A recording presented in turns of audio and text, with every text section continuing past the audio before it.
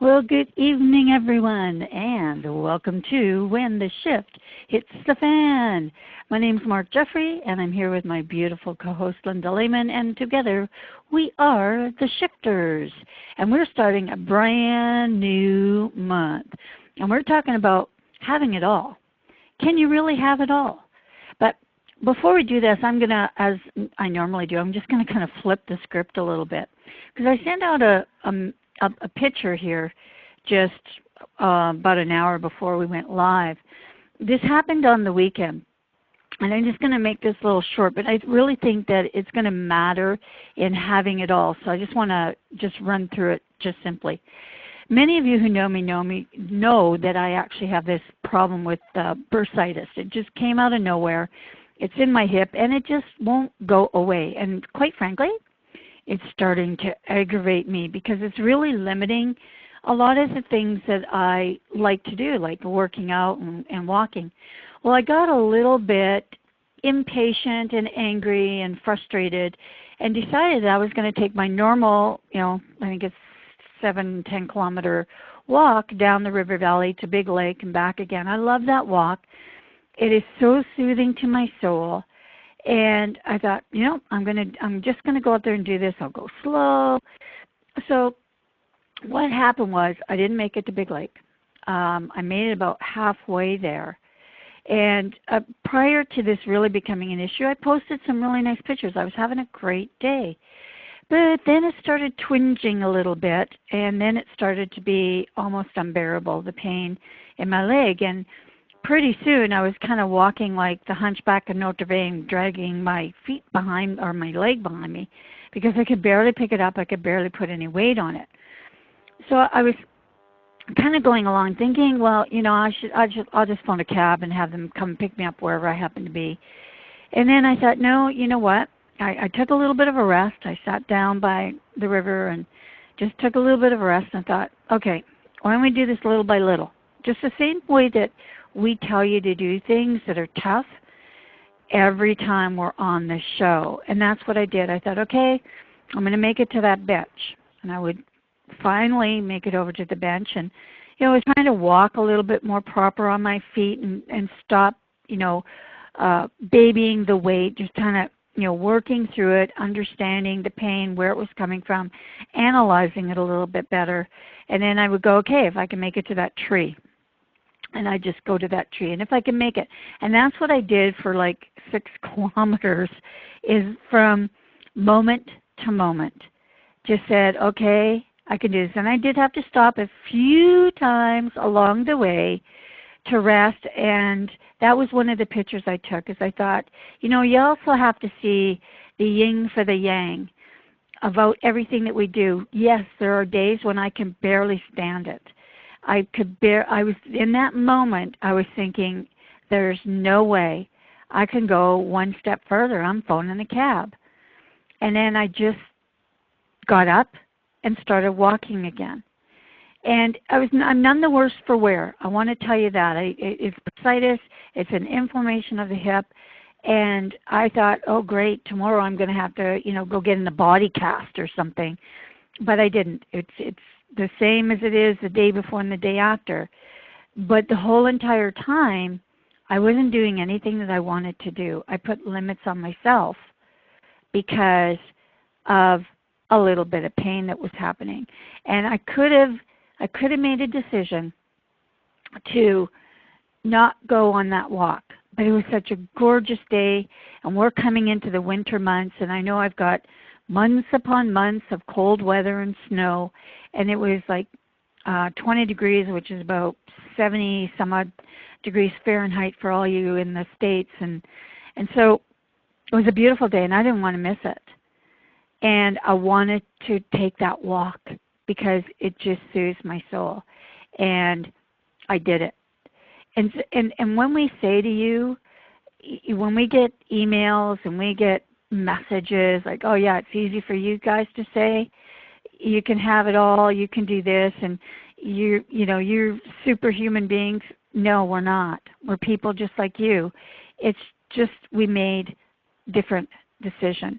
And sometimes it hurts like hell. And Linda, that's what I wanted to kind of lead in with today because, yeah, because of some of the emails that we did get over the week and stuff like that, and people, pretty much telling us, no, well, we can't do that. We can't have it all. I've got to raise kids, and I'm sitting there going, yeah, us too. And both Linda and I have made a decision to both take on contract work over and above our online businesses, over and above our amazing lives. So, Linda, I don't know, why do you think someone would think that they can't have it all? You know what? It sometimes it's just beyond me when I hear people say, "Well, you can do this, but I can't." But it truly boils down to their own self-image. But I'm sitting here to tack onto your story. I'm just giggling to myself. We would make a very fun picture over the last couple of days. Well, we're usually vibing together, good, bad, or ugly. We are. You have your hip is throwing up these obstacles to see if you're going to climb them, and I have something else going on that I just thought I've never had this before, and so I've got it's called a sty in my left eye.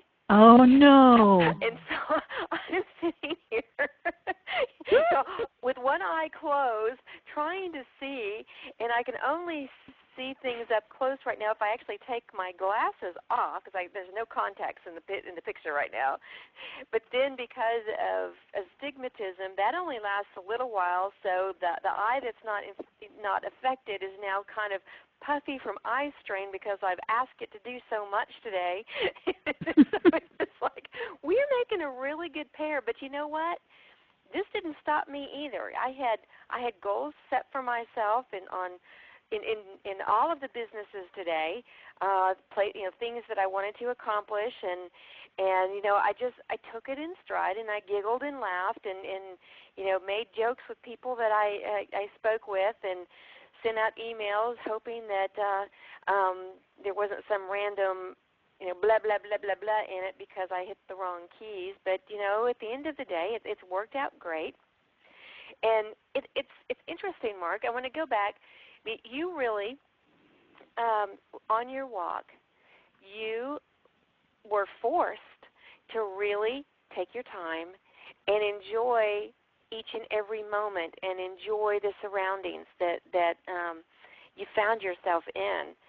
Now, if your hip had not been causing you a lot of issues, would you have taken in as much of your surroundings as you actually did?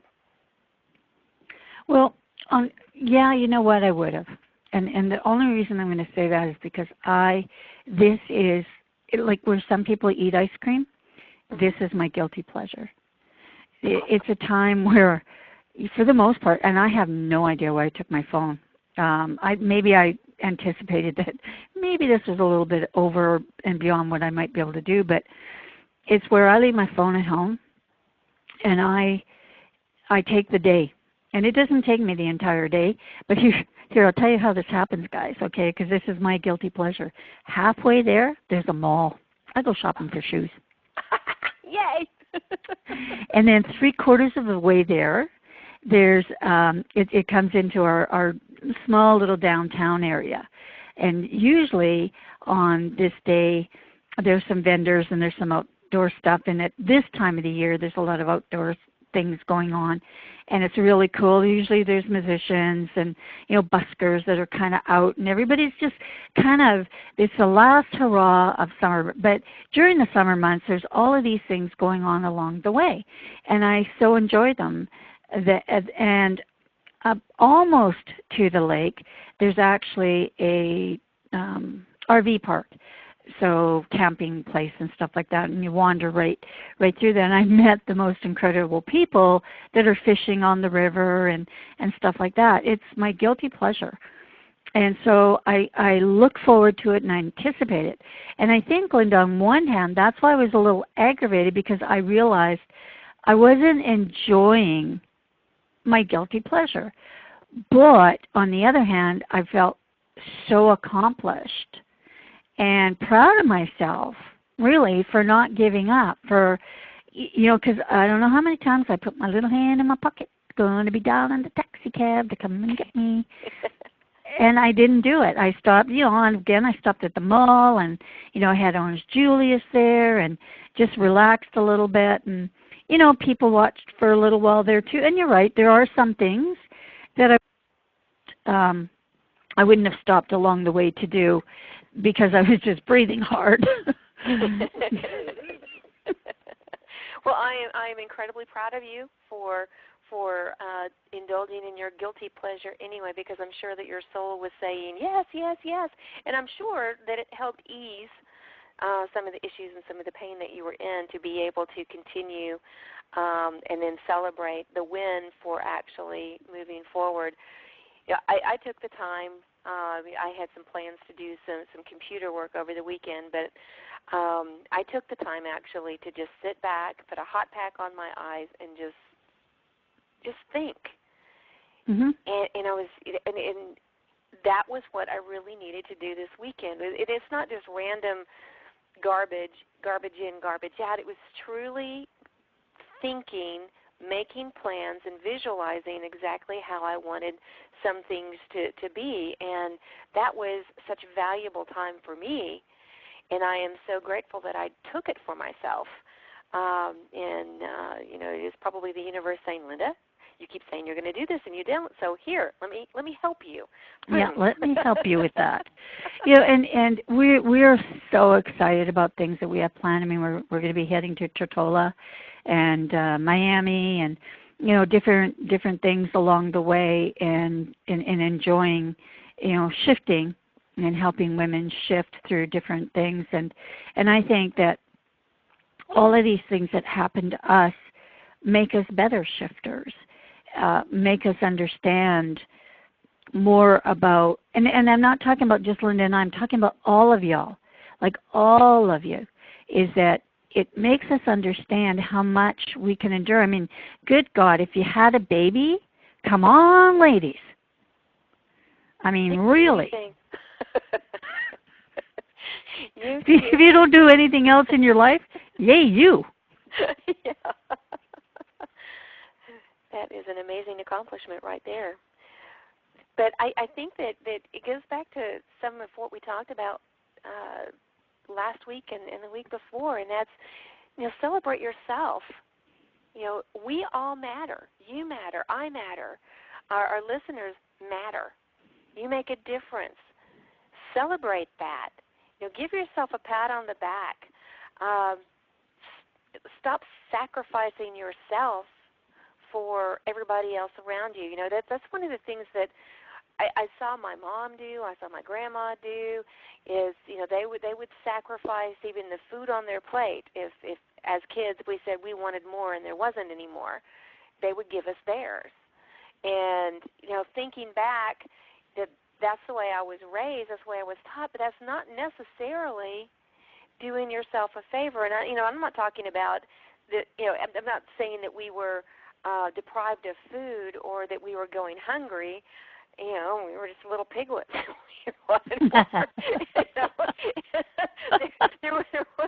There wasn't a lack, other than that's all that was cooked for the meal.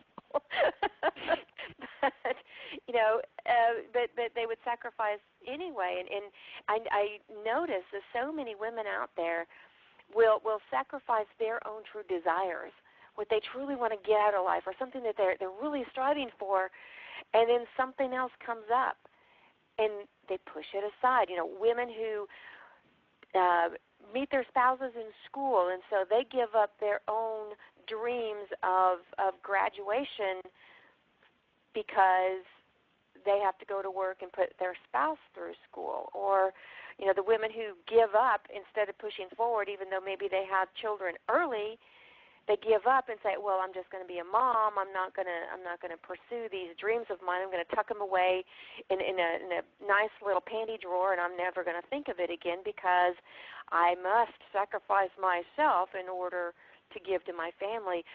But, Mark, that's backwards thinking, because as women, if we will truly excel, if we will do what our heart is pushing us, our soul is pushing us to do, and we excel and we succeed in that, then we are truly living by example, and we can do more for those loved ones around us by doing that than we could ever do by trying to show them that you just push yourself under the rug in order for everybody else to walk on it and achieve what they want to achieve. Right? You betcha, Linda. And you know what? There is going to be a period of adjustment if, for instance, you're someone who has never worked or quit working, say, to have children, different scenarios like that. But where the expectation from your children and your spouse would be that you are always available to them. There is going to be an adjustment period if you decide that, yeah, I'm going to start working from home. It doesn't matter what that is. If you're going to be the Avon lady or the Tupperware lady or the makeup lady or, juicer or whatever it happens to be, or an online marketer. There's going to be adjustments from everyone. And I believe, and most of the people we talk to, the first time most women get it, well, Mommy, or honey, we depend on you so much. They never get past that. And I think if you ever got past that, there would be no stopping you at all, because they would know. It's just like, Mommy, Mommy, Mommy, I want this candy. Well, you just keep walking by the candy and you pretend you never heard that. It's the same thing. Or, honey, I can't pick up my socks and my underwear off the floor. Fine, I'll sit there. I'm not washing it. You can do those things. Then you can carve out whatever type of life that you want. And if it's being a mom, awesome. If that's what and you're going to be the best mom that there ever was, that's all you really want in your life, that's terrific. I applaud you, because I think that's one of the toughest jobs on earth. But if you're wanting more, you do deserve that more. And that first step is a mighty big jump, and I get that, Linda, that might be the hardest thing they ever do, is to get past the Mommy, Mommy, honey, honey. Mm-hmm. It is, Mark, but you set the stage and you set the example at the very beginning of the show. You don't have to take that huge leap all at once. You can ease into it in baby steps. Mm-hmm. And I think it's incredibly important, especially someone like that who's pushing away and wanting to strive for something for themselves, and they have already trained a family to totally depend on them. It's going to take repetition. It's going to take baby steps. It's going to take sitting down and being open and honest and saying, this is the time that Mommy's carved out, or I've carved out for me. And this is what I want to accomplish, and I want to show you, my family, that I can do this.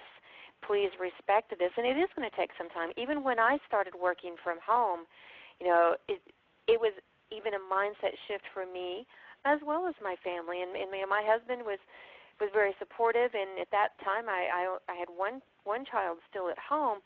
And even with that, it was an adjustment, because it's like when I'm away at a brick-and-mortar building, they can't touch me. Mm-hmm. But all of a sudden, when I'm at home, not only did my husband and my daughter think that it was free access, but other friends and family members thought, oh, well, she's at home. I can bother her. She's not doing anything. She's just working from home. Boundaries have to be set. And it's no different. The work ethic is no different when you're working from home or working for yourself than if you're working in a brick-and-mortar building away from home. The work ethic that you need to have to be successful is no different. No, it isn't different. In fact, I think you need more discipline and than anything. I think that's what people underestimate in working for themselves, even in a small business or whatever it happens to be, is the amount of work that really has to get into, just shove it off the cliff. And then from there it gets a little easier. But, we hear of people who, once the kids were in bed, from that time till midnight or 1 a.m., they were working on their business because it was that important to them. And they would tell their husband, like, you know, this is what it's going to be, and for 3 nights a week I'm going to do this, and, you know, for the rest of the week we'll have that time together at night.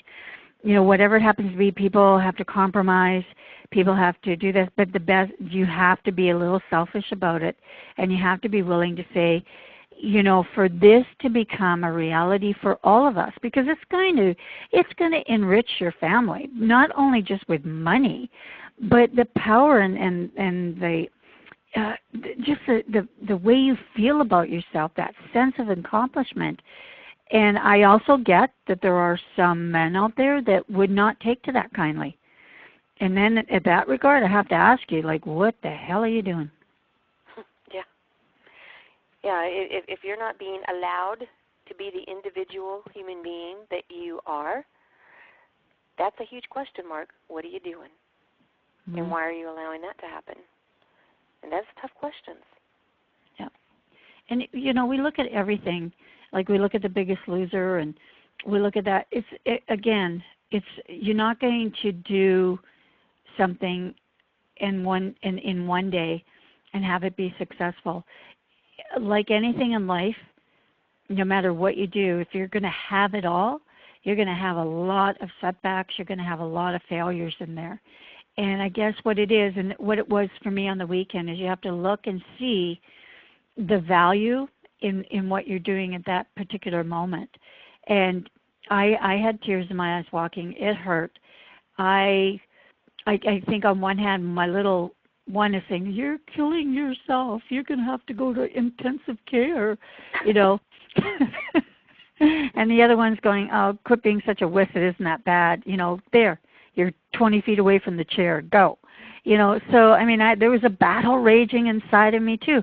And that's the battle that rages when we start off, and particularly, Linda, if we're not successful right away. How many entrepreneurs do we see quit because they're not immediately successful and immediately making money? They just say, "No, this doesn't work, I'm done." I'm done. Yeah, way too many. You know, and I go back, I think it's in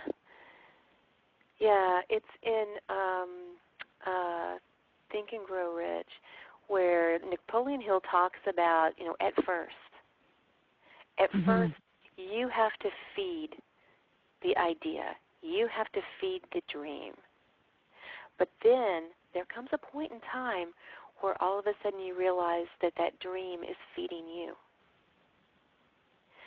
But what we're saying tonight is we're talking about that initial part, that initial point where you are having to feed your dream.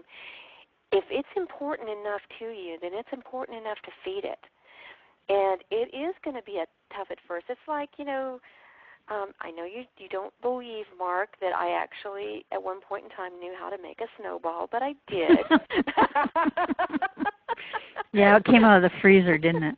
I used to live a long time ago where it snowed, and I made snowballs and snowmen, but at first, especially if it was a loose snow, it didn't pack very well, so you had to work at it before you could start rolling it to make it bigger and bigger and bigger, and then all of a sudden, it was big enough to where it was, you know, easier to roll and easier to make it even bigger.